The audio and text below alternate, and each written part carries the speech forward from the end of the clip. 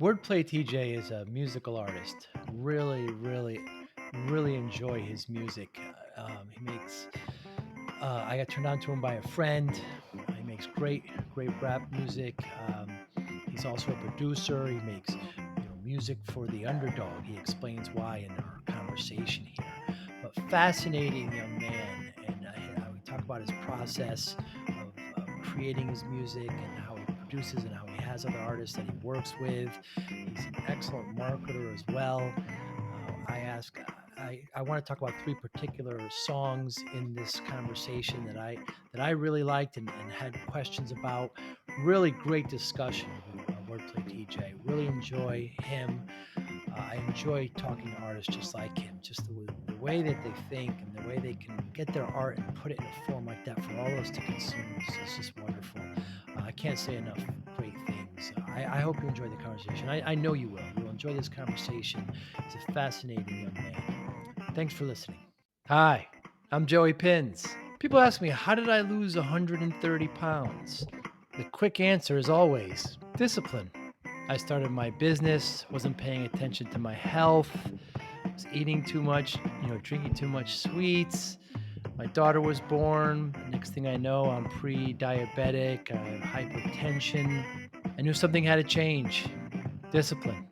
I, like many of you, have faced many challenges in your career, in your family, in your life, in your faith. How did you attack them? How did you approach them? How did you solve them, hopefully? It all had to have some degree of discipline. I'm also asked, how did you found and start a tech business that lasted over 25 years? Discipline. I was committed to it, enjoyed technology, didn't enjoy some aspects of it, but knew it was necessary. Discipline. Our podcast mission: how do we use discipline to better ourselves and society? Join me, please, as I talk to interesting people and discuss how they use discipline in their family and their passion and their careers and how it helped them. Our podcast vision: growth through learning from others. Joey Pinz Discipline Conversations. It'll be light and serious. Join us, please. Thank you for consideration. So many questions. Thanks for your time today. I'm a big fan of your music, and I want to get into some of the songs right away. But tell me, what's the difference between a good song and a great song?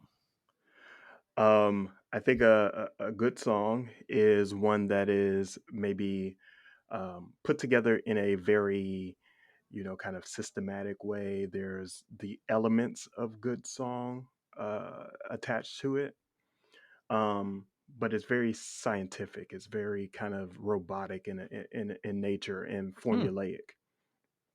But a great song has elements of the emotionality and captures the moment and takes a lot of the the things that they're intangible things that we can't really quantify. Those are in great songs. So then I think you're talking about the difference between art and science. So how much Right. so what's the percentage of can a great song be all science? Can it be all system? I think a great song has balance, Hmm. and it's a balance of emotionality. It's a balance of the art and the science. Because when folks work with record labels, for example, the record labels will push for a lot of the science. They'll Hmm. say, "This has worked. We need to repeat this," and they take a very scientific approach to creating records. And Wow. artists on the other side take a very artistic approach to creating music. And I think a good shuffle between the two, a good balance between the two is best. Yeah, you hear that time and time again. You see these, bands come out and you could just tell somebody's saying, "Hey, try to sound like them or try to be like them." How much Yeah. of your music specifically is completed in the studio and versus out of the studio? How much do you actually like re-engineer? Do you rethink? Do you add more art once you're in the studio and you're actually producing it? Yeah, so my process is not that complicated, but at the same time, there's a lot of steps involved. So when I start a song, usually the music comes first. Hmm. I'm feeling out the sounds and the textures and things of that nature, and um, I add a lot at first, and then I start subtracting from what that music is and the Wow. musicality of it. And then once I finalize the sequence of an instrumental, I start to think about the words. And sometimes I take a day to kind of step away from it and then come Hmm. back and then step away. So my writing process could either be 15 minutes or 15 days. Wow. It just really depends, and I let the music kind of speak to me. That's the art piece, right? And then the scientific piece is me going in and recording, and that's Hmm. when I'm in the studio. So everything before that was outside of the studio. Everything after that is inside the studio. But in the recording process, I also allow my um, my gut feelings to come into play. So if I want to sing something or perform something or rap something in the moment, I'll do it. And oftentimes, even if I have a imperfect take, I'll keep that take because it felt the best. Hmm.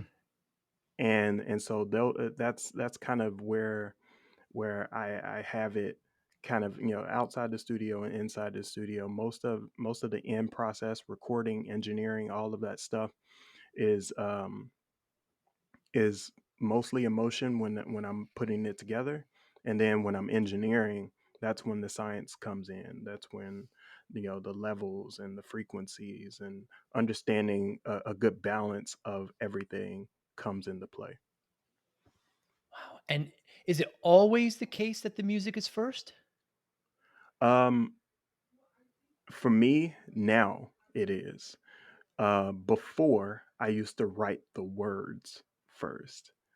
So back when I started making music, and I've been making music since 2005, Yeah, you got 8 and albums. Yeah. yeah, in Yeah. 2005, like I was writing all of the songs. Like I would come up with lyrics, and this I was in high school at the time, so like I would Wow. come home, um, create lyrics while I'm at school, and then put them to some music. And I started to realize that that process felt really backwards for me. It felt Hmm. very challenging for me to come up with the exact sounds I need to match the lyrics. And so I started to make those adjustments to doing the music first, and then that will inform all the words. Wow. And that spark. So I'm thinking specifically one of my favorite of your songs is someone else's dreams, Yeah. and so I get to kind of interpret it as well. Let me just ask you, Okay. what's the responsibility of a business owner to make the employees feel like they're part of the winning process, as if they're part of the organization and not just a stooge or somebody who doesn't matter. Yeah. So someone else's dream is kind of controversial in a way, and it's from my album Orientation Day. And uh, when I made that song, it has a long journey, but and so I may kind of like get away from your question a little bit because this particular topic is really exciting for me. But when I Good. think about bosses first, let me focus on the question. When I think about bosses and the employee dynamic, I believe it's the employer's job to make the employee's life as comfortable as possible in order for them to perform at their highest level every time they come into that business. And it's not realistic to say that everybody is going to pursue their own dream. And I understand that now, right?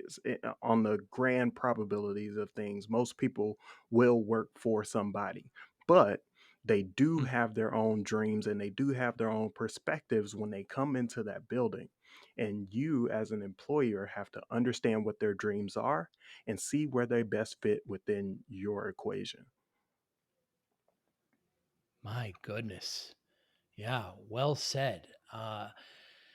Yeah, eh, yeah, it's just the when I first heard it, I started a business in the '90s, and I'm like, my goodness, have I done that? Have I been guilty of that? I wonder. And I've worked for many others. In the case of that particular song, did the lyrics come first? The music came first. So that Really? is so on I'm sorry, on Job Application, that's the album it's from, sorry. On Job Application, I started with the sounds first. Hmm. And that was a transformation for me. That was a moment where I was just like, okay, this music needs to be the thing that leads the way. And so when I made this, kind of cloudy, just kind of like airy instrumental, and in the background it has this, kind of rhythmic thing going on, I was It's like, beautiful. oh, somebody else's dream is what it's saying to me. I'm waking up early morning and I'm yawning. I don't Yeah, wanna, but you know, but I'm waking yeah, up to someone else's dream, and that's dream. that's the story of a lot of people's lives, and I wanted to encapsulate that story.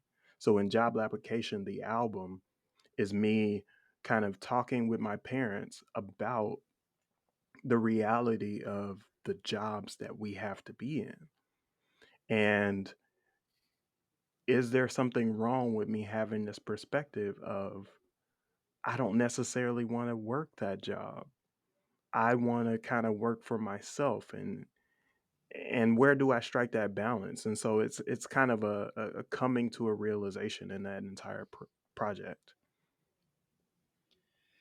Yeah, well, that'll lead me into the next song at the top. But before we get there, Hmm. you gave me chills when you said that you created this music, and then something came up to you and said it's dreamy, and it's so. I'm forgive me, but I can't. What do you do with the blank page? How do you come up with music like that? Do you hum it in your head? Do you? How does that transition to actual music being played? Yeah, so that process is transformed over time as well. In the beginning, I was like humming melodies and Mm, thinking of chord progressions and things of that nature that I could work on. But as time went on, I started sampling first, and sampling became um, something that was important to me. I have a mentor, Amir Saeed, from New York City, and he wrote a book on sampling. And once I started to kind of study that discipline, it informed my entire process. And so, um, the someone else's dream, the sounds that come from that are elements from a database. It's a database of kind of sounds and things of that nature. And so I wow. found a kind of cloudy instrument, and I started playing it on my keyboard that's kind of under my desk. And I was transitioning from notes and notes, and then I found the perfect like sequence, and I was like, this is it. So it's those moments where you get that feeling of this is it, that um that it's kind of time to put that in action, put that puzzle piece into the entire puzzle. Wow. And have you ever been sleeping or doing something else and a tune or a melody comes into your head or a lyric comes in and you know that it's something very good and you're anticipating you bringing it to paper or bringing it to the studio or bringing it together? Does that like moment of inspiration happen often? And what is that like? um so when I'm creating, the inspiration behind everything is spontaneous. Hmm. So I could sit at my keyboard, and I sit down with the intention to like make something. And Really? that's a like you talk about discipline a lot, right? That's one of I do. my disciplines. It is me sitting down and saying, hey, today I'm gonna make something. And I'm not going to inform the process. I'm not because when I try to force it, that's when nothing comes. But Mm, I sit down, I'm at the piano, I'm at my drum machine, and I start tinkering. And as long as you get in the habit of like starting it, it's one of those things where something will come of it eventually.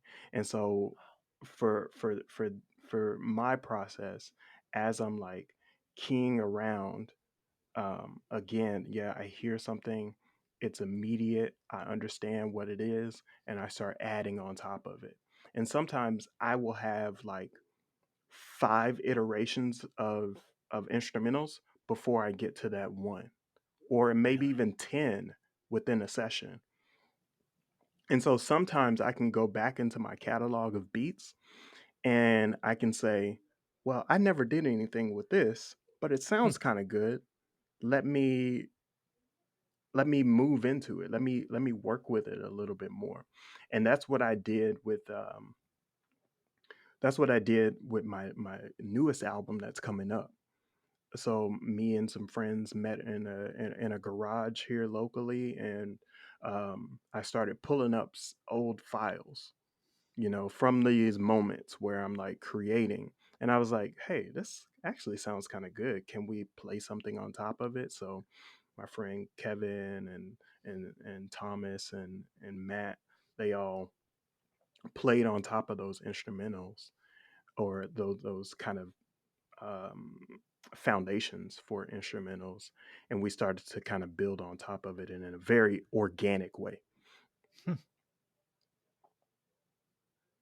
that's incredible. And have you ever written something and then found out that you just don't feel it's in your voice and it should be done by somebody else? It happens a lot. Really? Yeah, so my company, On the Map Music Group, we have a few other artists involved, and sometimes when I'm making something, I hear it for them. Wow. Sometimes when I'm making something, I was just like, I like how it sounds, but I don't hear me in it. And then sometimes, like, months will go by and I'll listen to it again and then something comes immediately. And so when I say like I'm not informing the process, I feel like I'm a Christian, so I feel like God is informing that process. Um I also believe that spiritually we're always connected to the universe, Hmm, and so the universe is like an organization of a lot of chaotic things, and these ideas are already floating out there. And so every once in a while I'll be in the process and I'll capture one of these ideas. And so that's I feel like the thesis of all of my artistic work. so there's this old story, who knows if it's true, Bob Dylan created All Along the Watchtower. Within days, Jimi Hendrix performs it, and Bob Dylan hears Jimi Hendrix performs it and says, "That song should have never been mine," and he never played it again. That's Jimi Hendrix's song. This is the Mhm. same principle you're talking about here. Yeah, the same phenomena comes with like Dolly Parton. I will always love you, right? Like That's right. she wrote that song, Whitney and Houston. that's her song.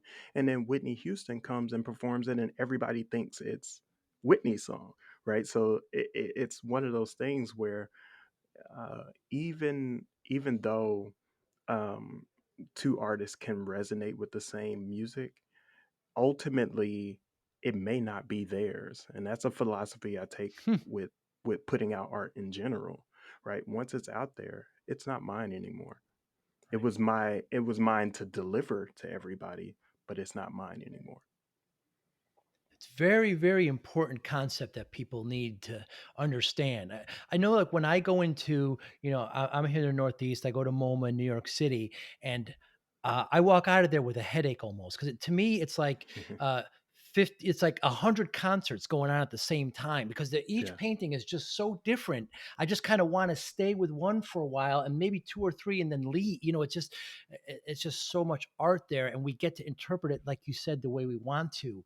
Um, And that's a really important concept because oftentimes people get stuck on, well, what did the artist intend on this? Did they? And they come up with some nefarious or Yeah. outlandish, and it's not. I don't believe that. Just like you, I believe exactly what you said. It's us to interpret. You say you make music for the underdog. Please hmm explain. So, music for the underdog is a very simple concept. I believe that a lot of us out here have some challenges, some trials, some things that we need to go over, and that's who I make music for. I want to make music for people that are trying to, like, if they don't have their discipline just right, like, Hmm, they have something to kind of make them stick it and stick that, stick that landing at some point. And hmm, so, music for the underdog, it is making sure that all of the sounds, all of the art that I do, all of the advice videos that I do on YouTube, all of those things are prepared for people that are trying to make it to the next level. hmm, So it's like hmm, it's like a high school to graduation sort of phase where you're unsure of yourself. You're still trying to figure it out.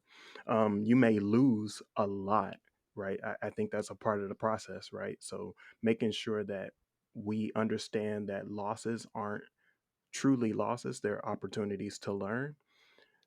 That's my whole thing when I come to, like, making music for the underdog is understanding, when we think about underdogs, we think about people that lose a lot, in right. my opinion. And so those underdogs at, like football games and things of that nature, those teams that There's. have historically, like, just kind of lost, but they Hmm, still have their fan base. That those are the folks that I'm speaking to oftentimes. And so I want to let people know that those losses aren't really losses. They're learning opportunities. They're opportunities to hone in your discipline and to get better. And so if you're stuck in that place, listen to what I've gone through, and maybe you can come out of it. hmm. I guess that leads us into my other song, great song I wanted to talk about is At the Top. And, Mhm. just making that, evolution, I guess you could say, at the top. And, I'm a little bit older than you. I believe I'm 53 and you're a young man. And so the quote that I thought of after listening and listening to this song was, the wolf at the bottom of the hill is always hungrier than the wolf on the top of the hill. Yeah, yeah. So I can say, I think it kind of correlates because when I think about that song, I think the wolf is climbing Mm, that hill, and so therefore they are at a kind of lower elevation, and I think that climb is very lonely. Like the desire to get there is one that maybe your friends may not appreciate, your family may not appreciate, your coworkers won't understand, um, even potential customers and fans, they don't understand what that climb really means, what you need to sacrifice, what kind of discipline you need to have in order to get there, and how much resilience you need to learn from those losses. And mm, so I take At the Top to be, to be a story of that journey, right? I'm gonna put in work until I'm dead. Like that is my motto. And mm. Will Smith, in a pretty popular uh, interview of his, is saying, like, I'd be on the treadmill and I'm gonna go, and if somebody's on a treadmill next to me, I'm going to die on that treadmill, right? That's kind of where that line came from. And I was just like, yeah, I'm gonna make sure that I'm in it for life, right? Hmm. And this is my philosophy. So even, at retirement age, I still want to be that hungry. Hard to do. Hard to do. Yeah. What do you want your we don't like to use the word fans, the listeners that appreciate your music. What should they know about you? Um, So I think if you're talking about your listeners or even my listeners, I think that um, I believe I want them to know that I put them first, Mm, right? I think about them more than I think about myself. It's very important for me to make a real connection with individuals. And it's also important for me to have one to one relationships with those that listen to me. And so, what makes it difficult is this sort of um, this dynamic that we have maybe in this country as a culture where fans are removed from the people that they appreciate, and we're starting to kind of close those gaps with social media. mm. But it's really really important for me to know that like as a fan you can reach out to me, and as a creator I can reach out to you, and we can go back and forth and trade experiences. Some of my biggest supporters are my closest friends. Hmm. Have you always been an artist? Yeah. I'm a visual artist first. I started drawing and painting at 6 years old, and then I transitioned into music in middle school. um, and I've always just kind of balanced the two in my work. And so my upcoming album, my new album, you're the first to hear the title. It's going to be called Great. Terry, and in the album Terry, I'm balancing those two dynamics. I want to have a art exhibit where I show off my portfolio of artwork that I've built over, my lifetime. But I also want to encapsulate who I am in this album, and that's why it's self-titled. And so I want to have like a little exhibit in a public space to showcase both of those things. So I've always been an artist. I've always been making um pictures and videos and artwork and drawings, but I've also been making music as well.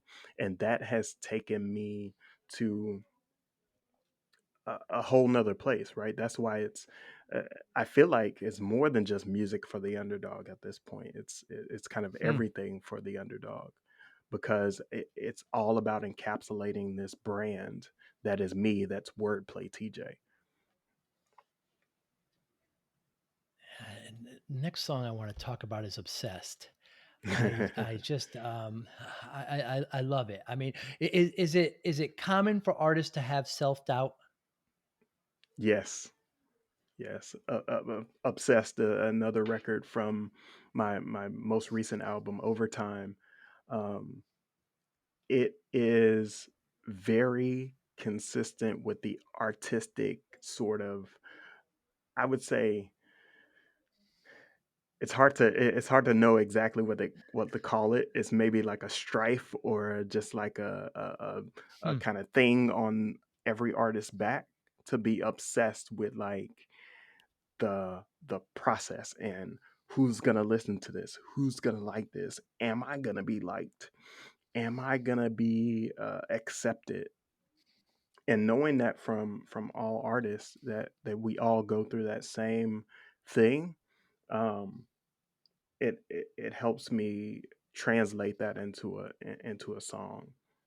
And there's also obsession over sort of people in life, and right where you can be so into what other people need, that you start to kind of lose yourself in that obsession.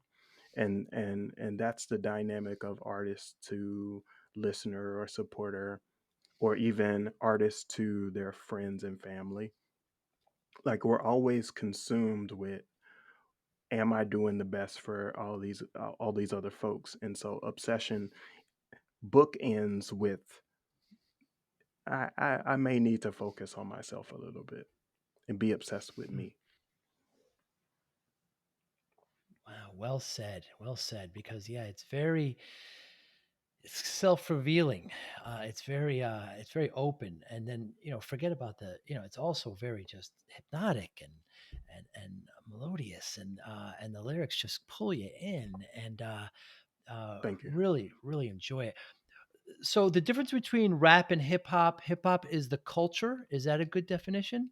Yeah, hip hop is definitely the culture. Rap is a byproduct of said culture, right? Rap is a product of street life, in my opinion. And so, when making hip hop, you have to think about all of those elements: dance, the art, the emceeing, and the DJ. Those are the four elements of hip hop, and Hmm. those are encapsulated throughout the culture, and they evolve over time. Rap music, I feel like it was an advent of something of the 1980s, where street life and drugs and things of that nature started to infiltrate the black community as a whole, and so you get byproducts HIV. that. Mhm. You get Yeah. byproducts that are sort of dualities, right? So you get hip Mm. hop on one side where you have Public Enemy, like speaking to those kind of ills, but NWA is also speaking to those ills as well. They're just doing it from a perspective of the street, and that's rap. I was first introduced to so I'm in New Haven. I have a lot of friends in the Bronx and in Queens, but I was first introduced by friends here. So it was Run DMC was my first, Hmm. and LL Cool J and Public Enemy certainly came along. And um, in 1985, when Rock the Bells was just played everywhere in the Bronx, and everywhere where you turn, and I'm rhyming and designing with your girl on my lap. I mean, it's like, what is this is blowing us away. He can't say that, and Yeah, and yeah. we just went crazy. And then the first Public Enemy album was a bit ambiguous, but second, he got a little bit more involved in messaging, and uh, I say of course Chuck D got more Hmm. involved in messaging, and then the third was fantastic as well. But um, what is the state of rap now? Is it in a good place? It's in a place where it's maturing. Right. Because the genre itself, hip hop in general, it's like over 40 years old now. Yeah. It's in a space where I feel like, um so in rock music or even pop music, right? There's a lot of people that are allowed to get old in their cultures. Hmm. Hip hop and rap Hmm. is like, so this culture, that subculture, sometimes we don't allow people to mature, and because oftentimes success is tied to how young you are. And now I feel like, hip hop is in a space where it's allowed to mature, just like rock, just like other genres of music. And so now we have a duality, right? Where the youngsters are saying, I don't know if I want to go in the studio and follow your cadences that are very robotic. I don't know if I want to go into the studio and enunciate words. Hmm. I don't know if I want to go into the studio and even follow a rhyme structure. I just want to hum and give you some melodies. Like, that's where the youngest folks of the hip hop generation are, and the older folks are still within that, like, kind of rhyme structure and, Hmm. those four elements of hip hop.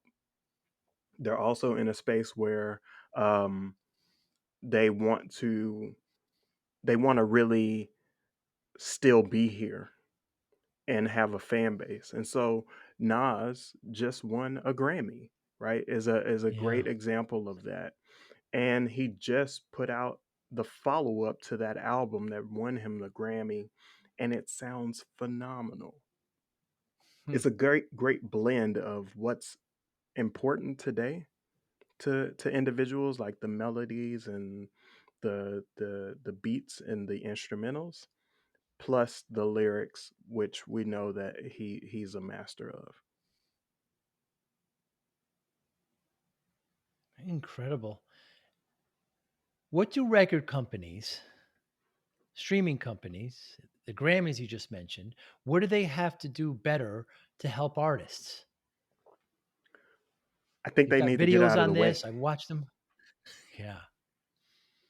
They got to get out of the way. And the only way that they do that is by building out new deal structures.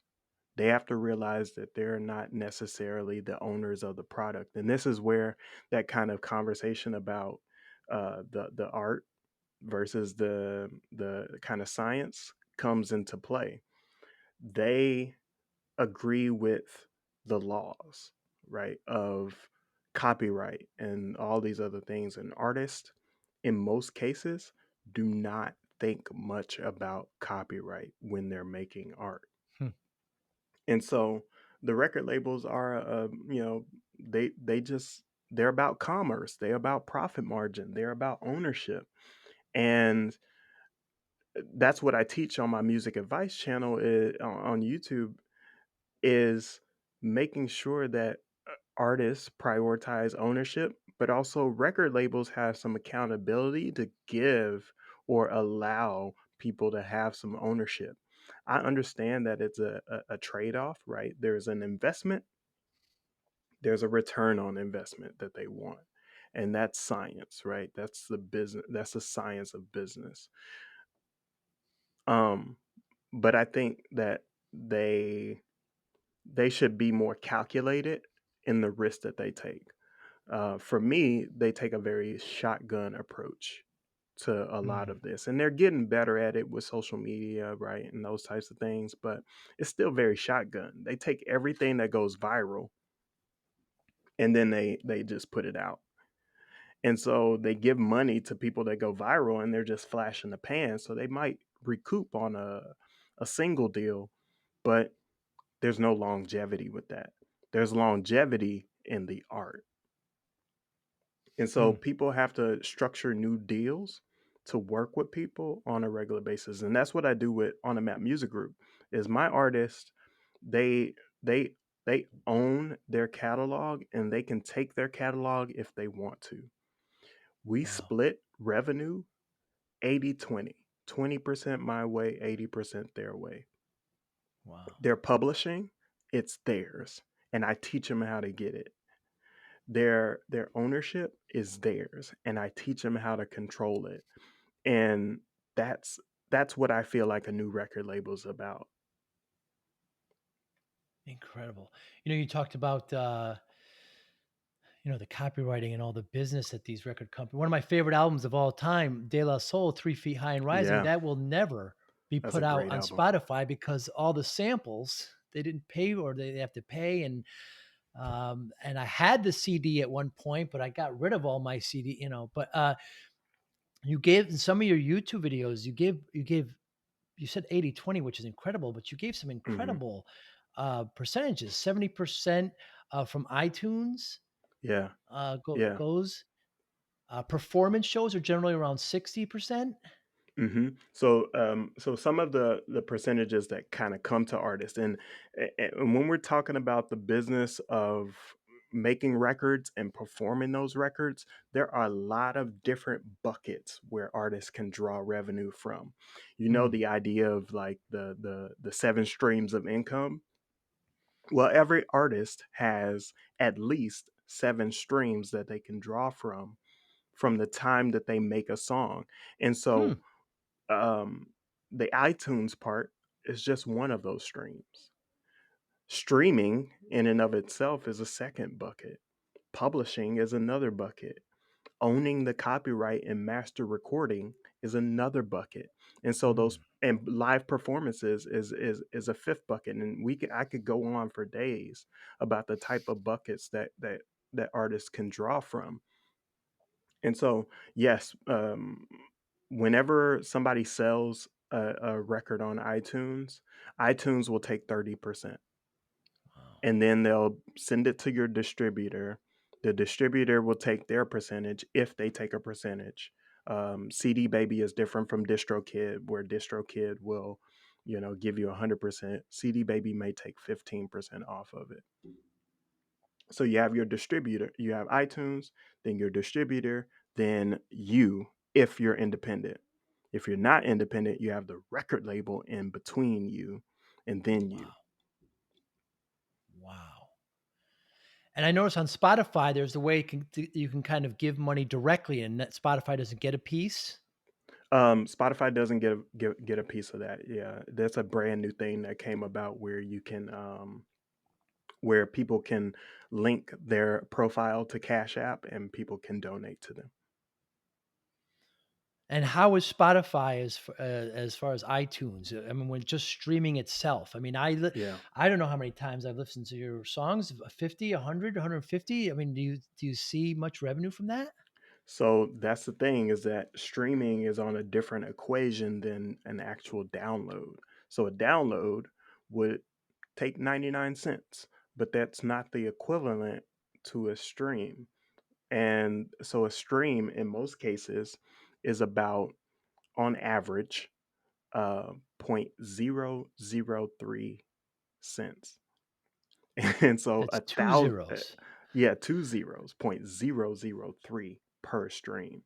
And that's, 3 thousandths of a penny per stream. That's the dollar amount in most cases. So knowing that, you have to have way more streams to equal out to enough revenue to make it. It's almost a million streams that you have to make a kind of living wage. Wow.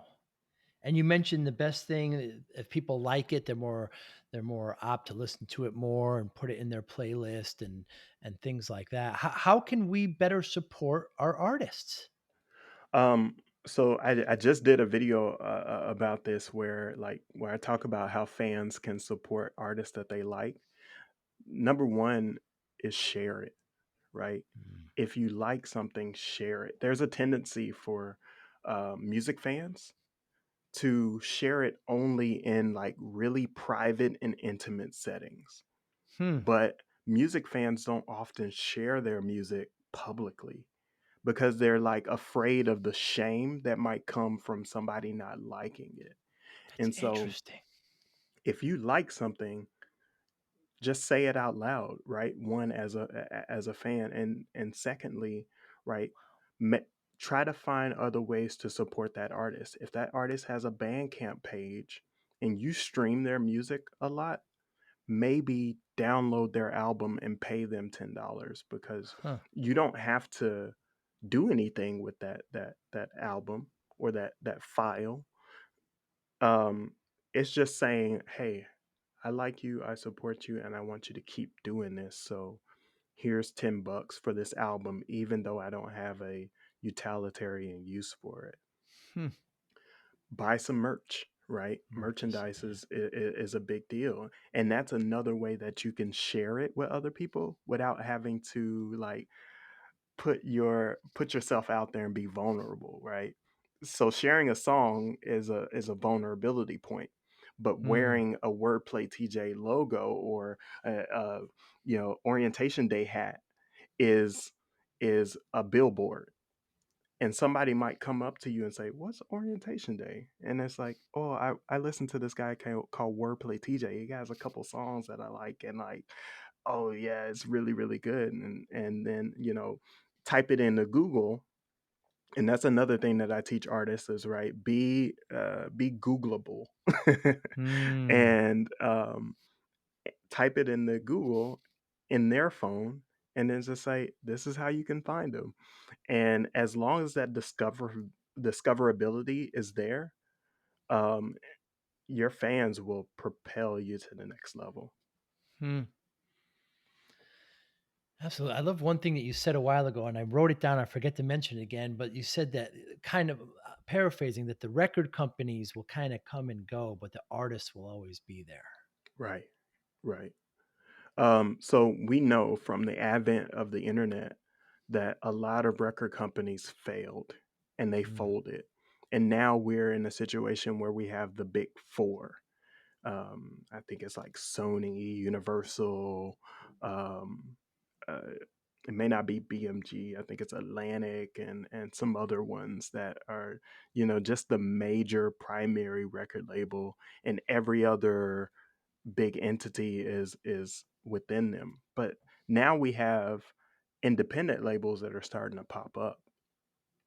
And those independent labels are starting to build their longevity, right? So like TDE with Kendrick Lamar and that crew.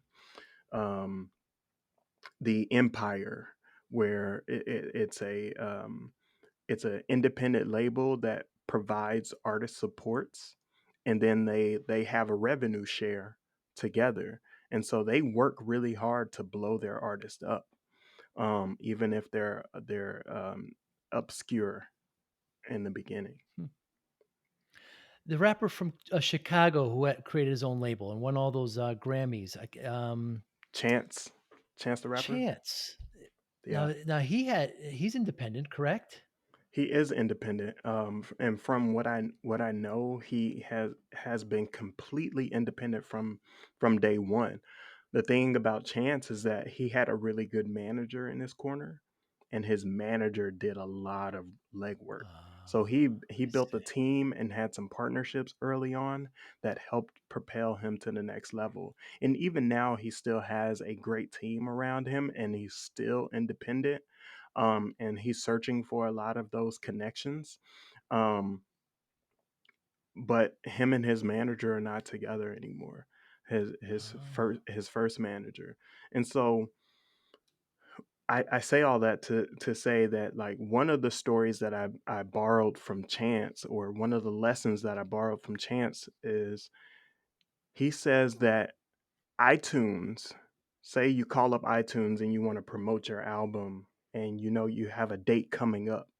He said iTunes can tell a bigger artist no. Cardi B, iTunes can say no to Cardi B just like they can say no to me. So if you're independent, call up anyway. Put out Hmm. that request, because you never know when they'll say yes. So what independent artists don't do is they don't try to make those big connections because they think they're bigger than themselves. And the reality Oh. is that they're very accessible. I talk to people at Pandora all the time, and I have relationships with people at TuneCore, and I have relationships with people that like do jukeboxes around the country and have my music in them.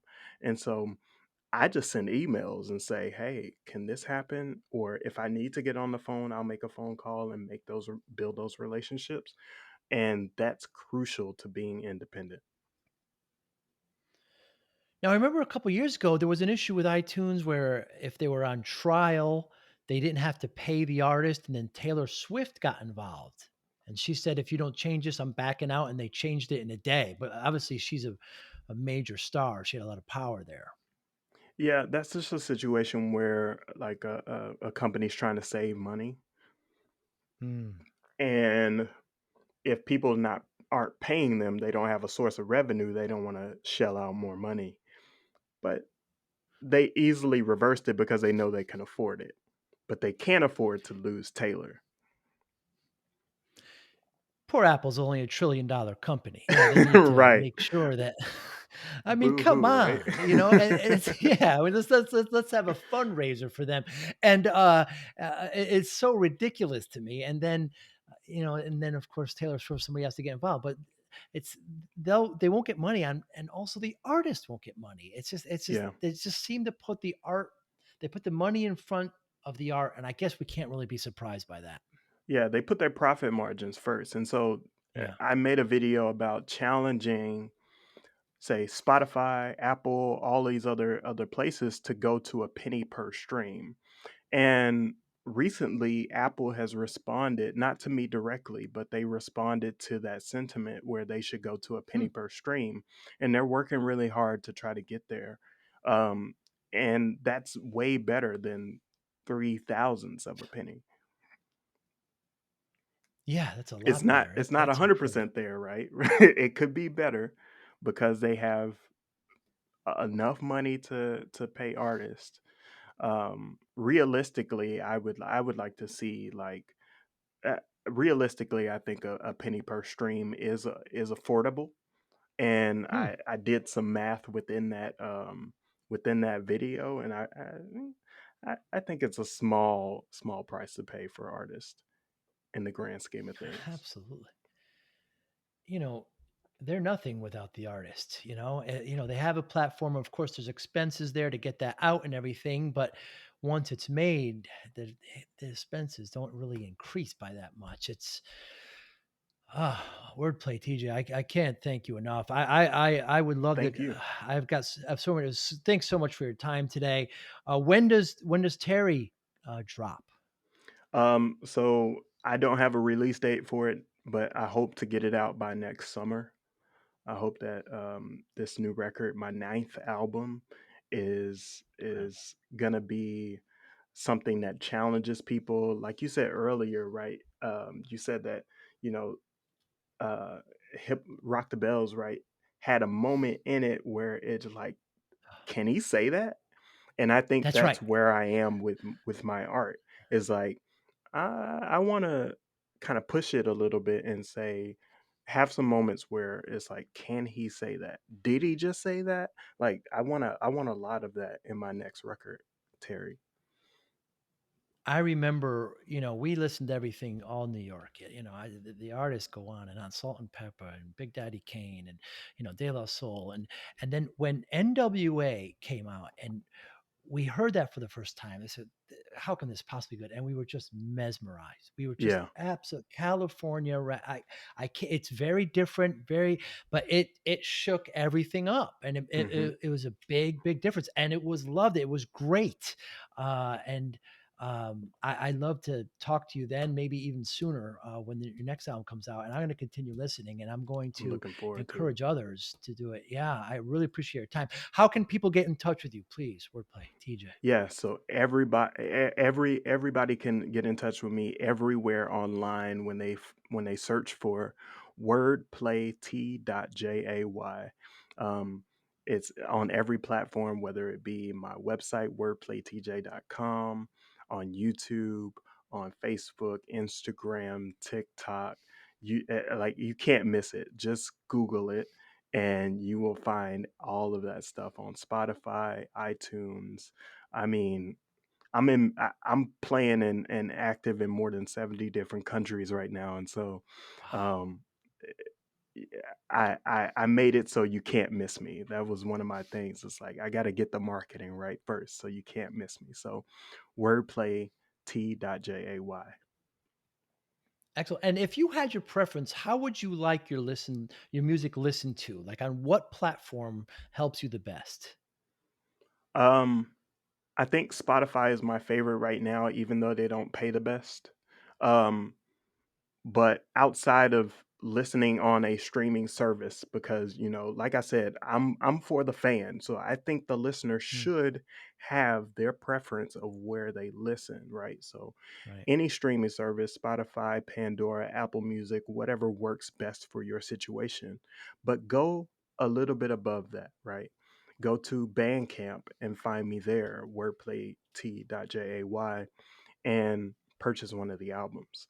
Go to my website and purchase a little bit of the merchandise, or go to my YouTube channel and watch those videos.